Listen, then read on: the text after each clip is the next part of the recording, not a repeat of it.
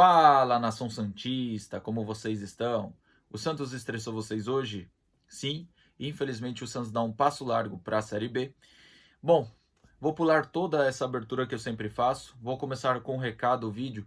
Eu geralmente estava fazendo 2 vídeos por dia em relação ao canal aqui sobre o Santos, mas como o resultado de ontem me deixou mentalmente bem abalado, eu decidi fazer só um vídeo hoje e depois só volto domingo com o pré-jogo contra o Bahia.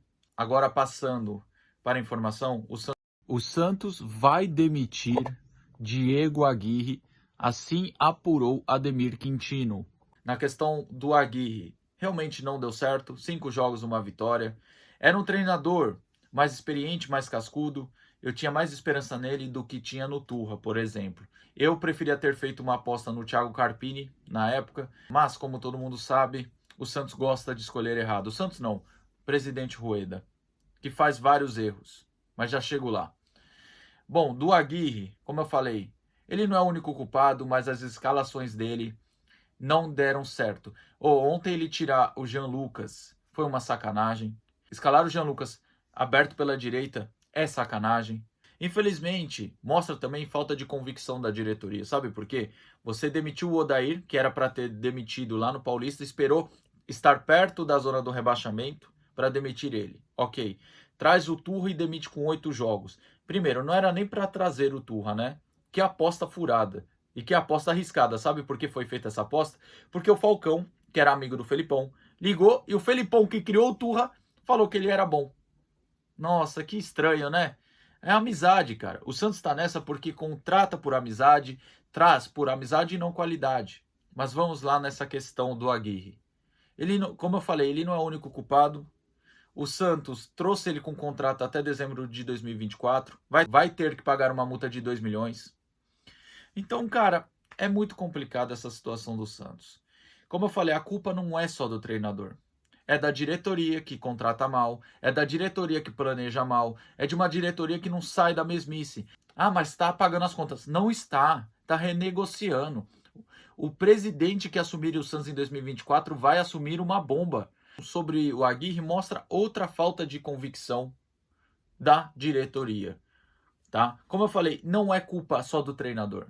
Tem a culpa da diretoria e dos jogadores. Sobre o Marcelo Fernandes assumir interinamente, eu vejo o Santos pensando em efetivar ele até o fim do ano. Não duvido. Vai depender também dos resultados. Na questão do Marcelo Fernandes, o que eu tenho para falar? Não gosto dele como treinador principal, porque eu não vi ele ter experiências em outros clubes como treinador principal, digo clubes da Série B e da Série A. Então isso me dá um pé atrás gigantesco, porque quando ele foi o treinador principal do Santos, ele deixou o Santos de 2015 na zona do rebaixamento, com um bom time que o Santos tinha na época, porque depois disso ele nunca mais assumiu uma equipe de médio ou grande porte do cenário brasileiro de futebol. Agora, a única coisa boa que eu vejo nisso é porque ele põe os garotos da base, então provavelmente pode apostar no Kevson, pode apostar no Patati ao invés de Mendonça e Lucas Braga. E por fim, eu acho que os jogadores por ele correriam mais em campo. Eu acho, né? Agora que já falei de Aguirre, Marcelo Fernandes, vamos para a parte de jogadores e diretoria. Os treinadores não são os únicos culpados. O Santos teve mais de 10 treinadores nos últimos 3 anos. Eu vou continuar falando aqui que os culpados não são só os treinadores. Vamos pegar os jogadores, hein? Vamos lá. Você hoje não tem um goleiro reserva do João Paulo por 2 motivos. Um, porque o Arzu indicou reserva dele por amizade, cedeu o John, tirou a confiança dos 2 meninos da base, que é o Mazotti e o Breno. E agora, infelizmente, vamos ser francos aqui, o João Paulo não está fazendo uma boa temporada. O João Paulo 2021, 2022 foi um baita goleiro, foi um goleiro que ajudou o Santos a não ser rebaixado nos anos anteriores. Mas esse ano ele não está bem. Me desculpa, eu sei que tem defensor dele e eu acho o João Paulo um bom goleiro. Só que um goleiro não pode ter a ruindade que tem em reposição como o João Paulo tem. E esse ano ele está mal. Me desculpa, ele tá abaixo do que ele pode render. O lateral direito, a gente não tem um lateral direito decente. Não tô nem falando do Caissara, que tá voltando a jogar depois de 8 meses. Contratar um cara que estava parado há 8 meses como possível solução é sacanagem. Na zaga, eu fiquei aqui batendo na tecla. Tem que contratar zagueiro, tem que contratar zagueiro. Contratou um e depois teve a lesão de outro zagueiro. E continua defasado, continua ruim. O João Basso ontem, que foi até o contratado, foi o único que correu da linha de defesa, o único que tentou algo. Porque o Messias, infelizmente, ele só funciona no esquema de 3 zagueiros, sendo o zagueiro da sobra. Só assim para ele funcionar. Agora, o Joaquim, que eu tinha uma baita esperança, ele oscila, ele é 880, cara. Ou ele vai muito bem, ou ele vai muito mal. Aí você tem o jovem Alex, que quando começa a se firmar como titular, quando começa a encontrar uma regularidade, fratura o pé. Sabe, cara, é complicado. O nosso lateral esquerdo, o Santos também não teve um lateral esquerdo decente. Veio o Dodô, que como eu falei, é unir o útil ao agradável. É melhor que o Lucas Pires? É. Só que entra aquela coisa, você tem o ruim e o mediano, você vai escolher o mediano, sabe?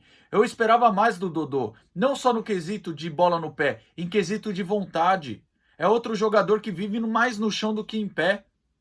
Aí você vai para o meio-campo, você tem o Fernandes, que era um baita reforço em 2022, uma puta má vontade, um jogador entregue, sabe? É incrível como o Fernandes está jogando mal e não tá só jogando mal, tá com uma má vontade tremenda, ok? O Rincon ainda mostra fisicamente estar abaixo. Jogador com a bola no pé, o Rincon, é bom jogador, só que é um jogador que está pesado ainda. E o Nonato é um coitado. Sabe por que o Nonato é um coitado? Porque é um jogador razoável, um jogador mediano, que infelizmente foi pedido do Turra. E ele foi começar a ter chance com um treinador que nunca gostou dele, que é o Aguirre. Aí você tem o Jean Lucas, que é o único diferente, que tenta algo, apesar da péssima partida contra o Cruzeiro. Aí você tem o Lucas Lima, cara, que eu já falei isso aqui, oscila demais na vontade.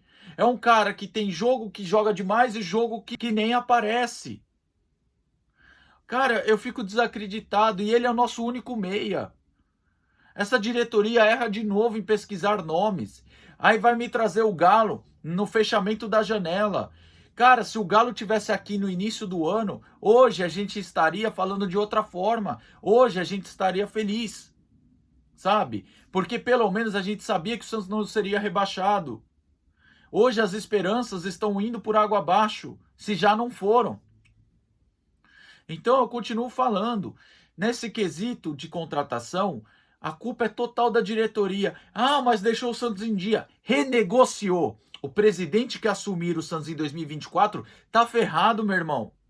O presidente que assumir em 2024 em uma possível Série B pode decretar falência. E eu falei isso aqui, falaram que eu estava exagerando. Eu não tô. O Santos quebrado. E agora contratou a rodo jogadores duvidosos e caros e que podem chegar na Série B com a renda tendo uma queda de quase 90%. Então, eu quero dizer o que nesse vídeo? Apesar dos treinadores que passaram não terem cara de Santos, serem os Santos, a gente tem que culpar também alguns jogadores e também a diretoria que montou esse elenco frouxo. Me desculpa, mas Lucas Braga, cara, não dá. O cara não dá, ou ele corre ou ele pensa. O Mendonça é a mesma coisa. Eu vou te falar uma coisa, o Braga tem uma vantagem em cima do Mendonça. O Braga tem vontade. O Mendonça nem isso. O Mendonça nem isso. E eu falei, no máximo é jogador de elenco. Não é para ser titular. Porque se ele fosse jogador para ser titular, ele tinha salvo o Ceará. Ele tinha sido herói lá no Ceará contra o rebaixamento. Muito pelo contrário, perdeu o pênalti que rebaixou o Ceará ano passado.